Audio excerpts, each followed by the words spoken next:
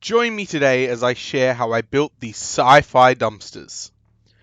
Using a great find from at the hardware store, I saw it on the shelf and I was like, this is a dumpster.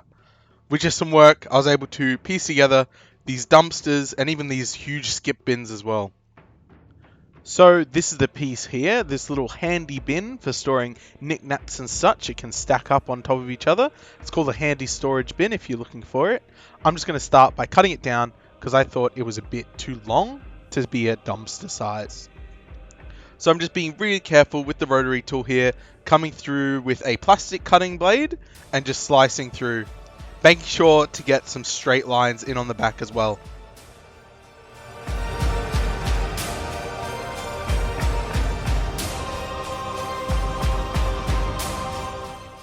After giving it a bit of a sand down after cutting it, I just traced the size of the back piece onto some cardboard here. And this will give something to put along the back, of course.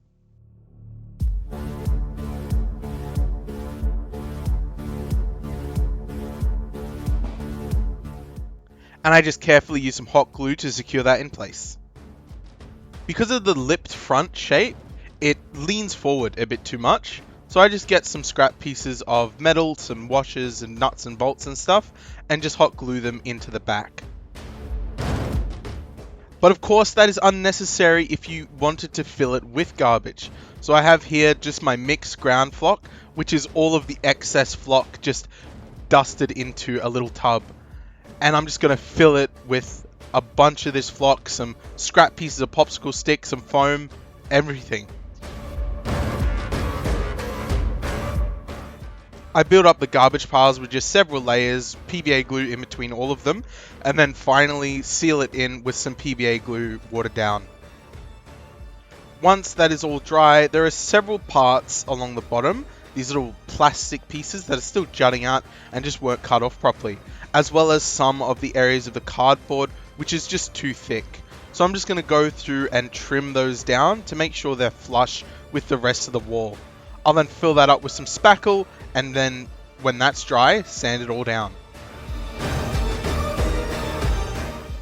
While I'm waiting for that to cure, I'm going to work on the top lid pieces. I just measure the size. It is 9.5 centimeters, and then the two bits at the top bit is 4 centimeters and the bottom bit is 3.5 centimeters. So it's almost a square. So I'm just going to mark those out of some chipboard and cut them down to size. At the 3.5 centimeter mark, I mark a line, and I'm just going to score along it, not completely cutting through. That way we can bend it a bit. On this first one, I cut a bit too deep. And you can see this is one of the ones that does not have any garbage inside of it, so it's just going to be closed. And you can see it bends really nicely on the center line. And I'm just going to roughly cut out, because it's 9.5 centimeters, it's something like 4.7 something centimeters wide.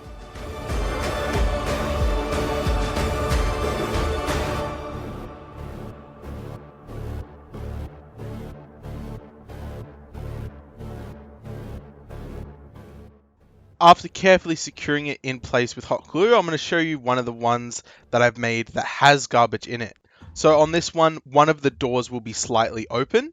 So my idea of the way that the doors open is they kind of fold up like a scissor lift or like a scissor sort of action. So I'm going to have this one be folded up along the line like this and just secure it in place with just a few little dabs of hot glue.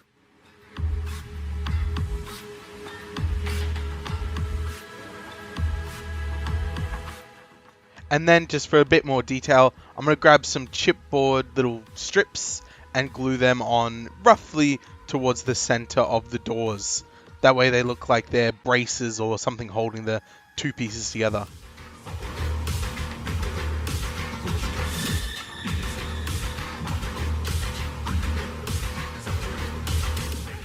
For the large skip bins, I just grab the off-cut pieces from when cutting the dumpsters in half and stick them together with some hot glue as well.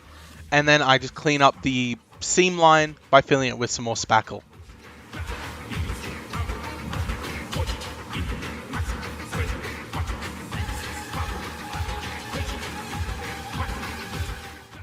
Much like the dumpsters, with these skip bins, I'm just going to build up the scrap over many levels to get it to that nice height.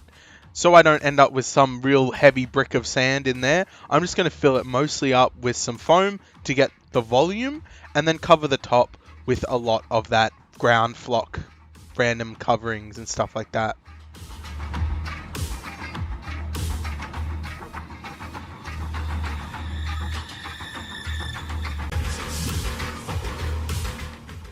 And as you can see here, I'm just going through, spraying it with some alcohol, and then dropping on some watered down PVA glue just to seal it all in.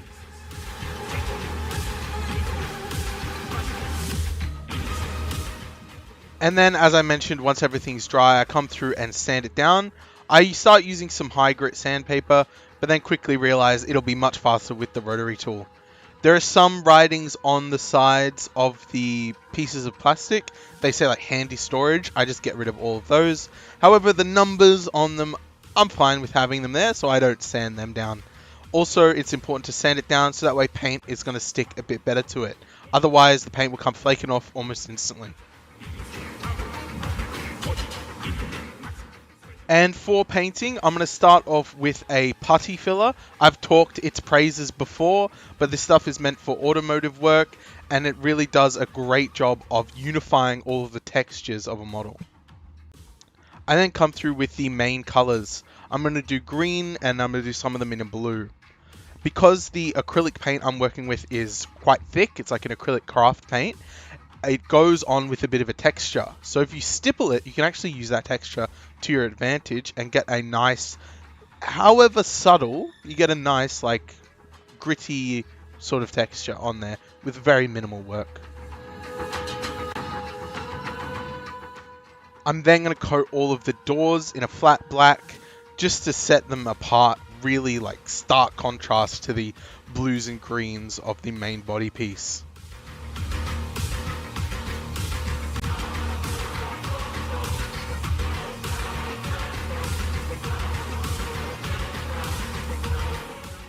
Then once all of those bits are painted, I'm going to go into all of the exposed rubbish and garbage.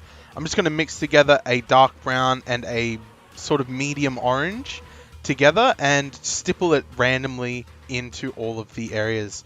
You can see in some of the areas I've overpainted the green, like around the edges here, and that adds a little bit more variety because the paint is kind of watered down and mixes together a bit. Also go ahead and stipple it along the edges as well. But here, once you go into an inside piece, you got to be a lot more careful. I do miss a couple spots and have to come through and wipe it off and repaint some areas. But in the end of the day, a little bit of brown mixed in other places just makes it look dirty, and it's good.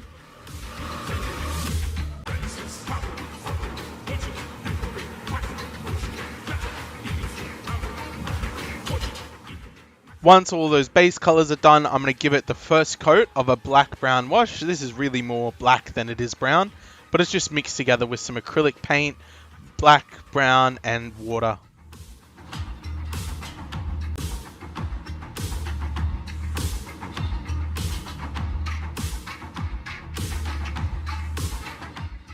Alright, once that's dry, we're getting some nice variation in the tone. I'm just going to grab a little piece of sponge and stipple on a silver around all of the edges where the paint might be scraping off. And later on, I end up coming through and just dry brushing the silver over everything, and that gets a bit of a different tone, but I think I like the variance in them.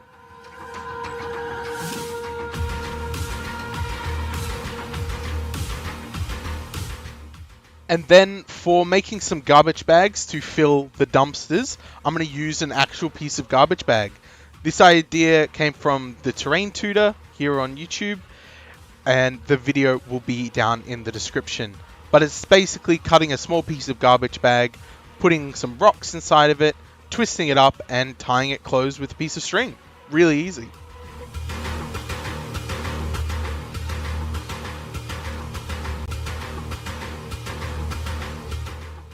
And I go ahead and make a whole heap of these to fill up the garbage dumpsters.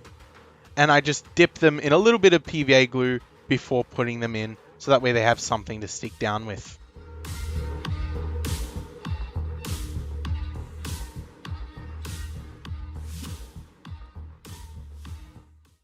And then I want to make some tarps to go over these big old skip bins. I don't know if this is a thing that gets done, but for some reason in my head, it made sense. So I just grab a piece of cheesecloth here, trim it down to size roughly, and then mix together a mix of green paint, PVA glue, and water. And I just dip it and mix it all around, squeeze out all of the excess, and then place it over, secure it in place with some extra PVA glue.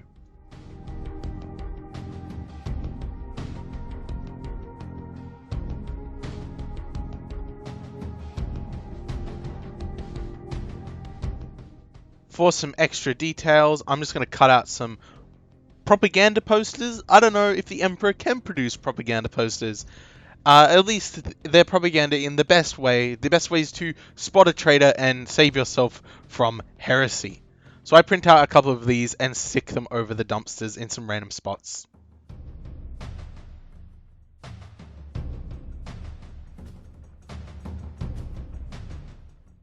And once that's all dry, I'm going to give it a final coat in a black wash. This will dull down a bit of that silver that's coming a bit too bright for me, as well as blend in all of the paper posters as well, making them look rough and old. In some spots, I come through with a bit more of a brown mixture and stipple it over to give it a bit more variation.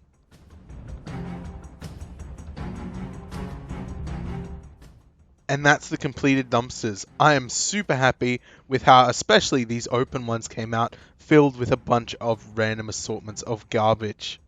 I hope you liked it, I hope you learned something new, and I'll see you next week with something different.